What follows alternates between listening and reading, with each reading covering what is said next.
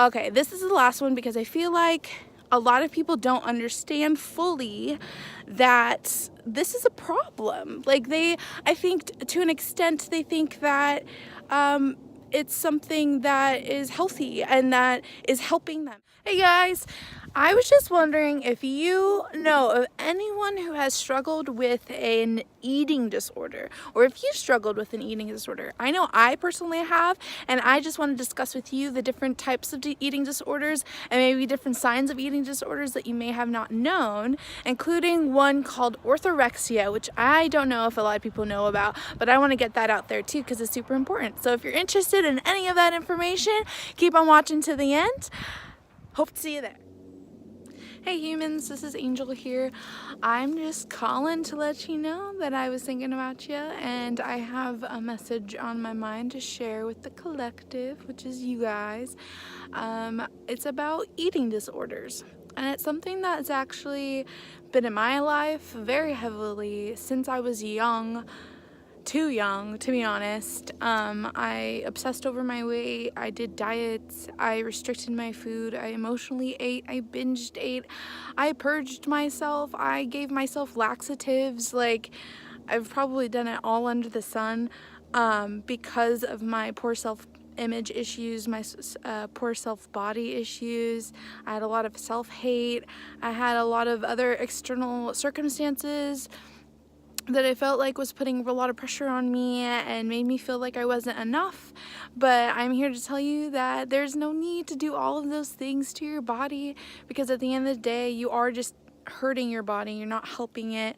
None of those solutions are permanent. They always end up kind of coming back and biting you in the ass again anyways, and none of them are sustainable. None of them are good for you. So I just wanted to touch on maybe like 5 different eating disorders that I've come across personally, so that I could share my knowledge and maybe encourage people who are doing this in secret, because obviously these aren't things that we do for everyone to see. They're very secretive habits. So I just wanted to make this so that encourages people in the dark to maybe come to light and ask for help, or to maybe get help for themselves and realize that what they're doing to themselves isn't good. So, okay, the first one I'm going to talk about is anorexia nervosa, which is typically you're really restrictive on your eating habits. You typically I personally shamed and punished myself with the restriction of food. So if I didn't do something right in my life, or if I felt like I failed in something, then I would tell myself that I couldn't eat, or I'd have to wait to eat, or drink water even. And for a while I thought it was a very healthy habit. I thought that, oh yeah, I'm just using it as a motivation to get things done, to be better. But honestly, it just turned really unhealthy really fast, and you become in this place where that's the only way you can get anything done is by restricting yourself, which that's not a good habit. You're supposed to be eating and drinking whenever you feel thirsty or hungry. That's the healthy way. So recognizing that is huge. The second one is bulimia nervosa. Also something that I've dealt with personally. I tried the throwing up thing. Personally, it wasn't for my body because it affects me too heavily, but I did go to laxatives, which I don't know if a lot of people understand that giving yourself laxatives after you do a binge, any kind of binge and purge of any sort, is bulimia. I personally got really heavily into laxatives for a really long time, and eventually they stopped working. Your body, it gets dependent on these things. So I ended up constipated all the time. The laxatives weren't working anymore. I didn't actually see any significant weight loss at all. It was just hurting my body. And actually, it can ruin your pancreas, your liver, your kidneys. It causes you to be dehydrated, an imbalance of electrolytes. Just not good for your body at all. That's like the opposite of what we want for our body, right? We want to stay hydrated. We want to make sure we have the right amount of electrolytes. We want to make sure that all of our organs are functioning clearly and perfectly, and that's just laxatives just out of the way. So if you're struggling with that, just know that there is help. And at least if you can identify it, self-awareness is key. And now if you become self-aware that you have this problem, you can find reasons or ways to change it and be different, because each day is a new day. You always can start over. You can always be different. Our body is constantly restructuring itself, constantly creating new cells. We create a whole body of new cells every 7 years. Guys, do we realize this? We have so much room to change and evolve and be different. Nothing is permanent. Everything's impermanent, actually. All of our circumstances, all of our feelings and emotions and our body parts and our cells, all super impermanent. So we have every chance to change it to where we want to be. Okay, so now the third one is binge eating. So binge eating, also a very near and dear topic to myself. And binge eating is just, sounds like bulimia, but there's no purge aspect. There's just a binge aspect. So, and there's usually a lot of guilt and shame involved. So a lot of it is emotionally eating, actually, is a big cause and link to binge eating, which I was going to go over emotionally eating separate, but they kind of go hand in hand. All of these actually go hand in hand. It's the idea of that mind, body, soul, holistic aspect. It's that idea that everything is connected.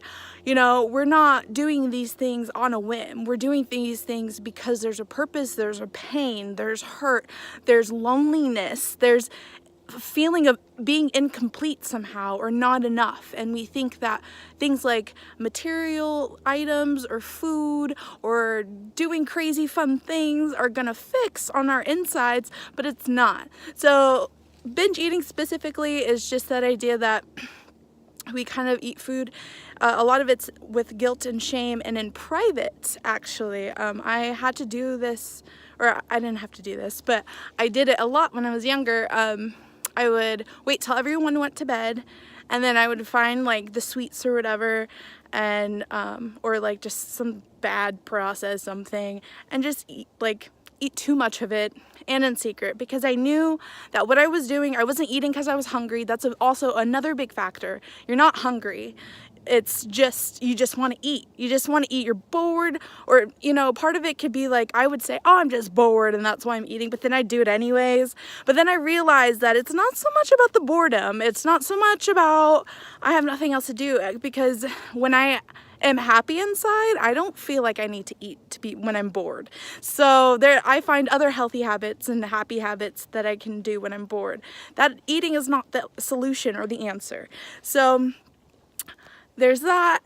And then there's emotional eating, which I also have a problem with. You know, every time there's something that's going really wrong in my life, or to cheer myself up, I'd give myself ice cream or candy or fast food, or just something that I just knew wasn't really nourishing or giving my body what it needs.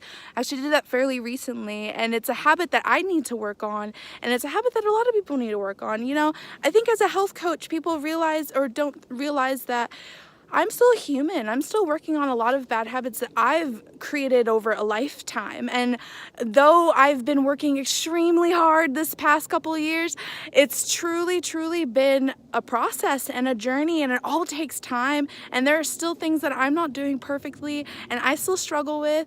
And using food as a reward is a big one, especially because we start linking our worth and what we are able to fully do with that food. We think that, oh, they're synonymous. We think they're synonymous, and they're not.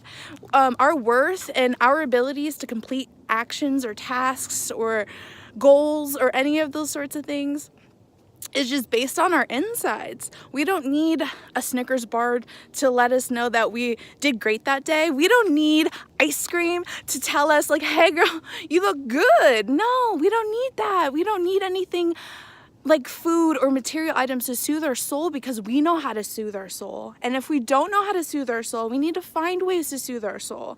And this is why this mind, body, soul aspect, this holistic aspect, is so important, because none of it is a single isolated event or problem or situation or circumstance. They're all connected. Just like we're all connected. We all have similar problems. We all go through similar experiences. And we can use these experiences and these victories from these experiences as information to help others and guide others to help them to their victories, because we're all struggling. We're all here to help each other to figure this journey out and this life out, because we can't do this alone. Let's just admit it. We can't do it alone. I know I can't do it alone. I know that I still need help and others to let me know what I'm doing wrong or what I need to work on, or there's other external forces and external guides that are here to help us figure out this thing called life. And so if we just sit quietly and we listen, then we could figure it out together. And I don't know how or why I got on that tangent, but obviously someone needed to hear it. So I'm just going to start trusting that whatever comes out of my mouth, someone needs to hear it. So, okay, emotional eating. I'll get back to that. Emotional eating is all about eating because you're emotional about something. And I think we established that that is not the way to go. So moving on. Okay, this is the last one because I feel like a lot of people don't understand fully that this is a problem. Like I think to an extent, they think that it's something that is healthy and that is helping them somehow. But this one is called orthorexia. And if you guys haven't heard about this one, phone's dying, but I'm gonna finish up real quick. If you don't know about this one, orthorexia is being super strict and astringent in a healthy lifestyle. And you would think like, okay, that would be, like, all right. I wish I was strict and astringent in my healthy lifestyle. Like, yeah, I mean, it sounds great in theory and on paper, but honestly, what people give up in their life for that type of lifestyle isn't really attainable, isn't really, it doesn't give enough room for the human complex at the end of the day, because we aren't perfect and we do mess up. And the thing is with orthorexia, it's getting down on yourself when you're not able to fulfill your healthy habit, or when you fall a little bit because you're tired, or there's an ebb and flow of life. There's a valley, there's a hill, it's up and down. Nothing is super constant. It's constantly changing, right? We're constantly evolving. The energies are moving and we're moving, and nothing is staying still. So we have to embrace that. And when you're orthorexic, it's hard for you to embrace that. It's not that necessarily you can't. Of course you can. You can always change it. There's always room to change. But it's that you feel in that moment that this is the way to be. This is the only way to be. This is the perfect way to be. And a lot of these people will do things like binge and then work out super hard, or binge and then restrict their food. And they would think that they're okay, and they don't have an eating disorder like bulimia or anorexia or emotional eating or anything like that, because they're so healthy. They're not going to crutches like ice creams and candies and sodas or whatever. They're going to smoothies and kale and salads and whatever, but it's all the same. They're still feeling the guilt. They're still feeling the shame. They're still feeling self-hate probably. They're still feeling body dysmorphia about what they actually look like. They're feeling like they need to be better and thinner, or whatever the case may be. And that's not the case, because we have to realize over all these disorders, the biggest lesson that I feel like you guys need to take is that we are okay and we are perfect in our bodies at this moment, right this second. Like, the power of now, man. Like, everything that's happening, the way you are, the way you look, the way you breathe, everything is perfect. Everything is enough. Everything is more than enough for this moment right this second. And we have to start embracing that and know that, yeah, sometimes we're happy and healthy and vibrant, and sometimes we just want to sleep all day. And maybe, yeah, we do want to have some ice cream, but it's not because I'm sad, and it's not because I hate myself. It's not because I'm going to shame or guilt myself about it later. It's about, like, I'm a human. I like ice cream. Like, it's okay. You like ice cream. I can't personally do dairy anymore. So I find, like, almond milk ice cream, that's good. It's not an all the time thing. I'm not using it as a reward for something that I've done, but it's a treat. It's something that I can enjoy it because I like it. and it's okay to like it, and it's okay to want to give yourself something sometimes. And I mean, if there's other ways that can soothe your soul besides food, I mean, there's so many ways. There's so many self-care habits that I will eventually go into deeper that you could be working on right this moment that can replace food. Honestly, when I am my happy and my healthiest, I don't even crave anything. Honestly, it's hard for me to even eat sometimes, and it's not in a restrictive type of way. It's in a I feel really satisfied with air and water right now, and I can't tell it. And then there's other times where I cannot stop eating and I don't know why. And that's life. And sometimes you gain 10 pounds and sometimes you lose 15. That's life. That's life. Honestly, I really don't take weight as seriously as I ever did before because it comes and goes so easily. And the second that you actually realize what is hindering your weight loss, because honestly, personally, I didn't lose any weight like I have until I got my mental health right. And that's why I am so passionate about Mind, Body, Soul, is because until I got my head right, nothing was working. Me starving myself didn't work. Me working out like a nut didn't work. Me counting calories didn't work.